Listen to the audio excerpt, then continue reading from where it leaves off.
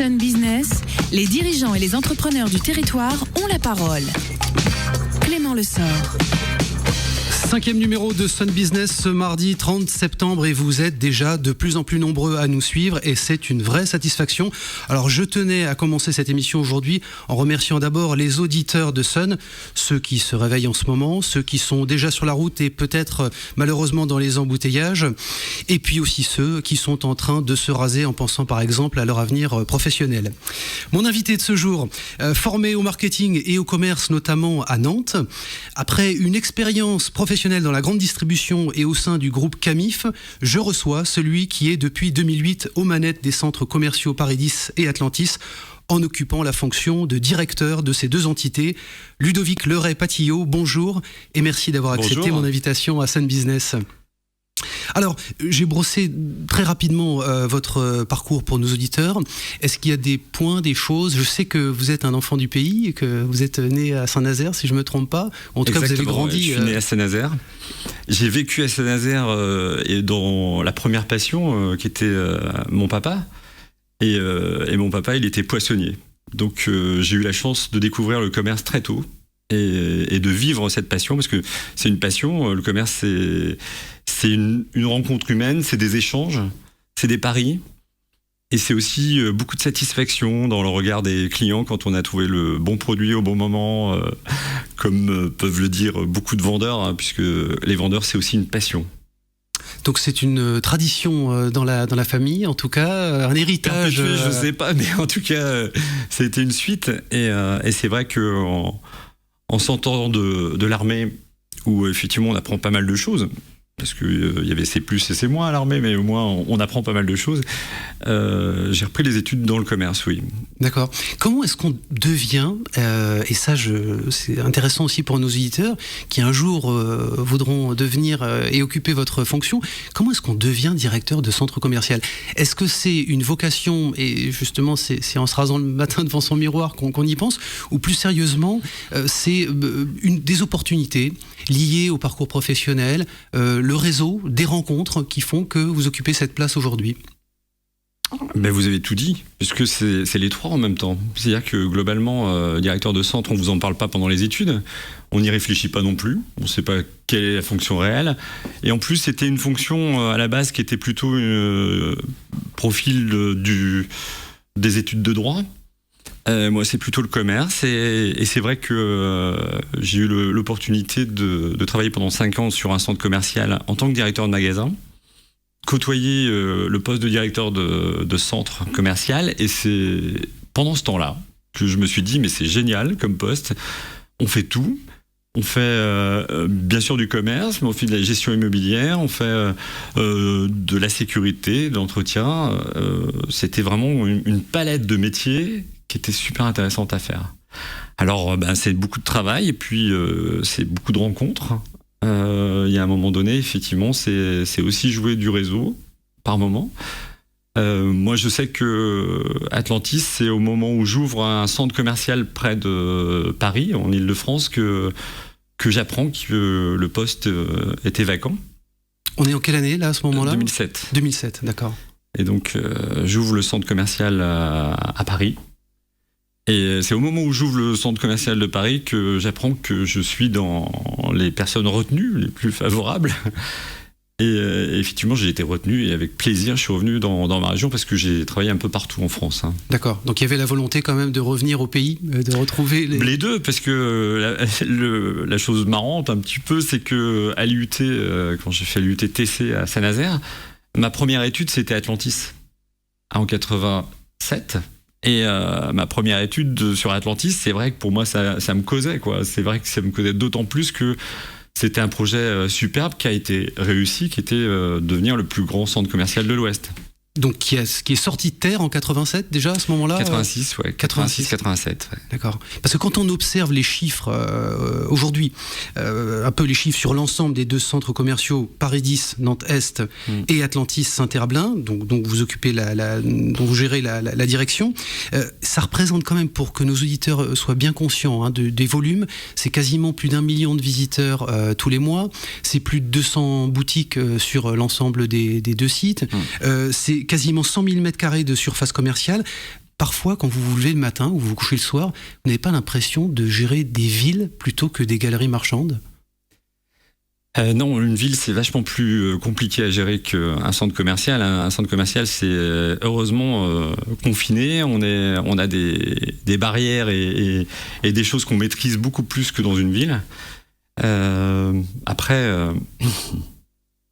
comment dire sur... oui, les deux centres, par exemple, c'est vrai que Atlantis et Paradis sont les deux centres commerciaux principaux de Nantes.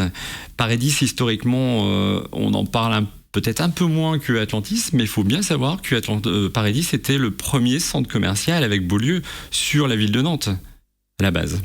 D'accord, donc des centres commerciaux qui étaient effectivement pas en périphérie, mais directement dans le centre, à proximité. Paradis, c'est à Nantes, oui. Des Nantais. En évoquant et peut-être en l'illustrant avec des souvenirs forts dans votre carrière et dans votre expérience professionnelle, ça ressemble à quoi une journée type d'un directeur de centre commercial ? Et peut-être que vous aurez quelques souvenirs qui vont vous remonter dans votre parcours. On commence à 7h20 à la radio ? Non. Par exemple.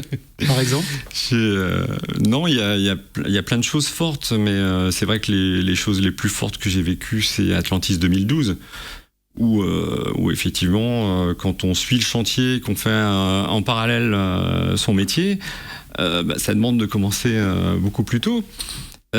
Et après, on enchaîne sur le quotidien. Ça peut être un conseil d'administration, après une rencontre avec les équipes de sécurité, après ça sera un point technique, et puis après, tout d'un coup, on reçoit un fournisseur pour Noël alors qu'on est en mars. Vous voyez, c'est complètement... c'est toujours très actif, avec plein de sujets à la fois. On peut passer d'un sujet à l'autre sur une journée. En tout cas, il y a une chose qui est sûre, c'est qu'on commence la journée par... un bon petit footing de marche à pied parce qu'il faut faire le tour du centre. Alors on peut pas être dans les deux à la fois, heureusement il y a d'autres personnes qui le font, mais moi j'aime bien faire le tour et regarder un petit peu comment ça se passe. D'accord, sur le terrain, être présent toute la journée, avec les équipes, c'est vachement important. C'est important. Ça, sur les signatures, et là vraiment on est en termes de communication. Atlantis, ça change des centres commerciaux, et Paradis, tout près de chez vous. Si je comprends bien et que j'interprète assez facilement, on est sur la rupture pour le premier, en tout cas la différenciation, et la proximité sur l'autre. Comment est-ce que vous vous différenciez très concrètement, la valeur ajoutée par rapport à Beaulieu, qui est aussi proche des Nantais, ou Océane sur Rosé? C'est quoi l'ADN et la différenciation de Atlantis et de Paradis? On est toujours en train de... L'attractivité, en tout cas, d'un lieu de commerce passe par le choix des enseignes. Donc c'est avant tout le choix des enseignes. L'espace culturel Leclerc,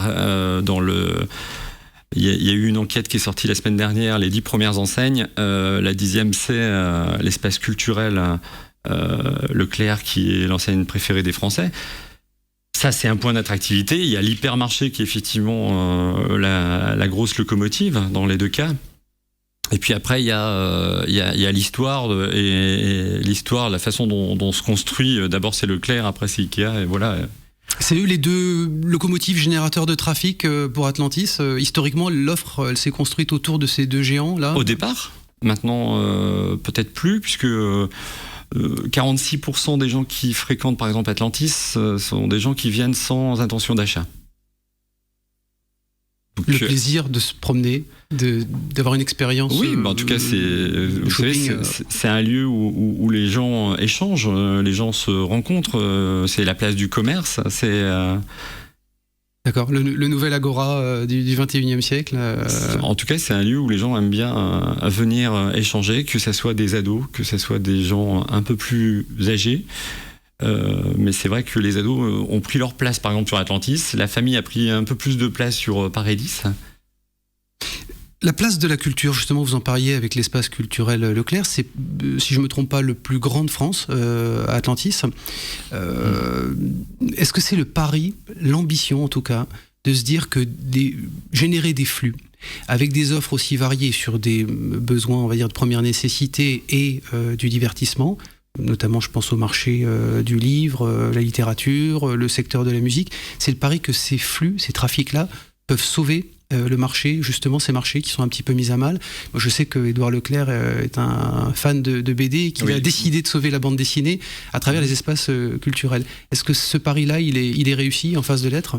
Oui, c'est le cas, puisque globalement, en fin de compte, c'est comme le choix des enseignes.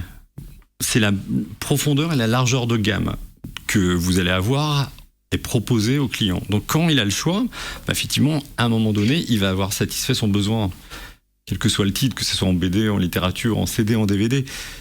Il y a un moment donné, effectivement, il va venir dans un endroit où en principe, il va trouver son bonheur, à presque 99% de chance. Il faut qu'on parle de l'initiative Forum à l'emploi, puisque ça vous tient à cœur et que c'est quelque chose d'important dans la place que va occuper et le rôle que va incarner une galerie marchande qui sort du coup de sa première vocation pour occuper justement une responsabilité sociétale. Dans ce cas-là, Forum à l'emploi, qu'est-ce que c'est ? C'est dans pas très longtemps en plus, donc on peut en parler, c'est une actualité fraîche. Exactement, Place à l'emploi, c'est de 6 et 7 novembre, c'est la 9e édition. On a beaucoup de gens impliqués sur le sujet et c'est vrai qu'on propose logistiquement 15 000 mètres carrés, c'est tout le mail de Atlantis à disposition des entreprises et des acteurs locaux économiques de l'emploi.